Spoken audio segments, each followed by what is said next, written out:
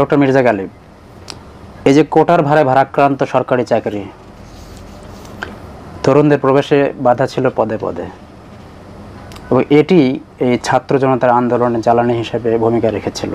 কিন্তু আমরা দেখতে পাই যে সরকারি চাকরিতে কর্মসংস্থানের ক্ষেত্রে মাত্র 5% বা তার চেয়েও কম।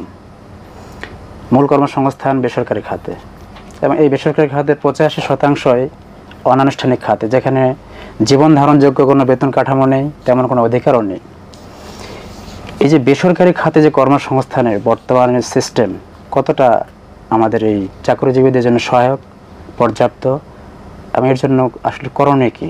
আচ্ছা, ধন্যবাদ। আপনি খুব একটা ইম্পর্টেন্ট পয়েন্ট এখানে ধরছেন। দেখেন, জুলাইয়ের যে গণঅভ্যুত্থান হলো, এই গণঅভ্যুত্থান শুরু হলো বৈষম্য বিরোধী আন্দোলন দিয়ে, মূলত সরকারি চাকরিতে তার বিপক্ষে কোটা। কিন্তু সরকারি চাকরিতে আমাদের তরুণদের কত অংশ যায়, তাই না? আপনি যদি প্রতি বছর দেখেন যে কি পরিমাণ ছাত্র এসএসসি বা ইন্টারমিডিয়েট পাস করতেছে, আমার বোধ হয় যে ইন্টারমিডিয়েট পাস করে প্রায় 10 লাখের মতো, 8-10 লাখের মতো স্টুডেন্ট। তো এর মধ্যে আপনার ইউনিভার্সিটিতে হায়ার এডুকেশনের জন্য যায় এবং তারপর হচ্ছে সরকারি চাকরিতে যায়। এই সংখ্যাটা পার্সেন্টেজ হিসেবে খুবই ছোট একটা পার্সেন্টেজ। কিন্তু কোটা আন্দোলন যখন হলো, তখন কিন্তু সর্বস্তরের মানুষ এখানে গিয়ে দাঁড়িয়েছে। আপনি যদি তখনকার সময়ের বিভিন্ন ভিডিও ফুটেজ দেখেন, তাহলে দেখবেন যে কারো স্পষ্টভাবে বলছে যে আমি তো কোনোদিন সরকারি চাকরিতে পরীক্ষা দিব না, কিন্তু আমি আসলে আন্দোলনে আসছি অপারেশনের বিপক্ষে। আমি আন্দোলনে আসছি যে সরকার আমার গণতান্ত্রিক অধিকারকে হস্তক্ষেপ করতেছে।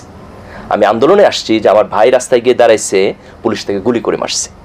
কাজে এটা কোটা দিয়ে শুরু হলেও কিন্তু কোটা একটা সিম্বল।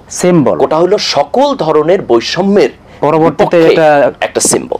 হ্যাঁ, এটা পরে এই অভ্যুত্থানের স্পিরিট কি, এই অভ্যুত্থানের পরবর্তী ফলাফল কি? ফলাফল হলো যে সকল নাগরিকের জন্য, তার শ্রেণী, তার বর্ণ, তার ভাষা, তার এথনিসিটি, তার ধর্ম নির্বিশেষে সকল বাংলাদেশি নাগরিকের জন্য একটা ইনসাফ ভিত্তিক অর্থনৈতিক ব্যবস্থা ডেভেলপ করা। যেটা সেলিম ভাই বলতেছেন যে আমি তো চাঁদাবাজদেরকে রিওয়ার্ড করতে পারি না, তাই না?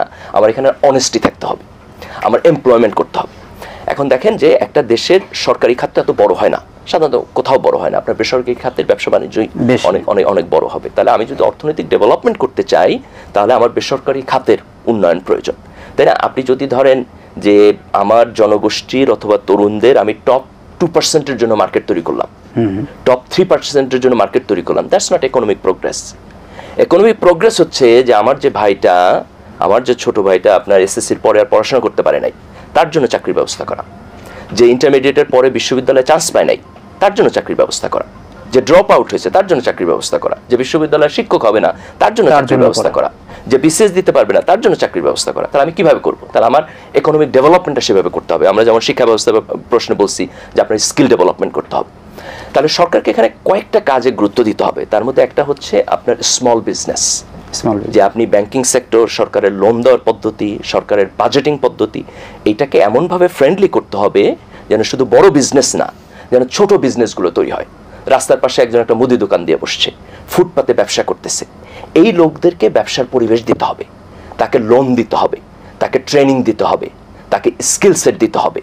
উদ্যোক্তা তৈরিতে এক্স্যাক্টলি। এটা যেমন আমাদের ইন্টারনাল ছোট ব্যবসায়, যেমন আপনি ধরেন ইনফরমেশন টেকনোলজির জায়গায় আমাদের বহু লোকের এখন ফ্রিল্যান্সিং কাজ করতেছে, তার স্কিল ডেভেলপমেন্ট আপনার নজর দিতে হবে। ধরেন সে এখন ওয়েবসাইট বানাচ্ছে, আপনি তাকে কিভাবে অ্যাপ বানাইতে হয় সেই জায়গায় নেবেন। সে এখন অ্যাপ বানাইতেছে, সে কিভাবে আর্টিফিশিয়াল ইন্টেলিজেন্স বেস কাজ করতে পারে, আপনাকে সেই স্কিল সেটে তারা নিতে হবে।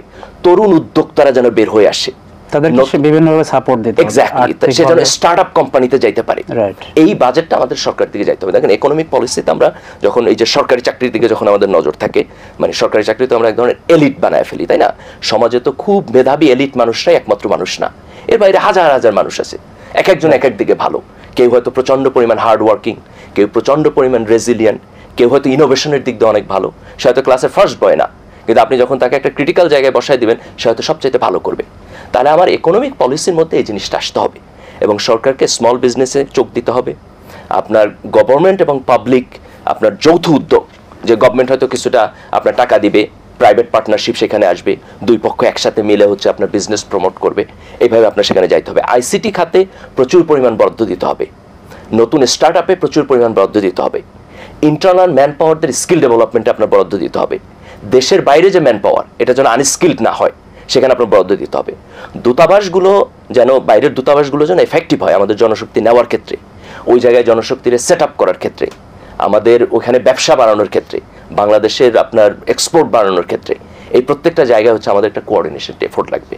তো অর্থনীতির মূল যে টার্গেট, সেটাকে সমাজের অল্প কিছু এলিট লোকের বিগ বিজনেসের জায়গায় না রেখে এটাকে আমাদের আম জনসাধারণের স্মল বিজনেস ডেভেলপমেন্টের মধ্য দিয়া, নতুন বিজনেস ডেভেলপমেন্টের মধ্য দিয়া একটা সৃষ্টিশীল জায়গায় নিতে হবে, এবং আমরা যেন গ্লোবাল মার্কেটে এবং আমাদের লোকাল মার্কেটে স্কিল ম্যান পাওয়ারকে আমরা প্রমোট করতে পারি। ধন্যবাদ, আপনি চমৎকার বলেছেন।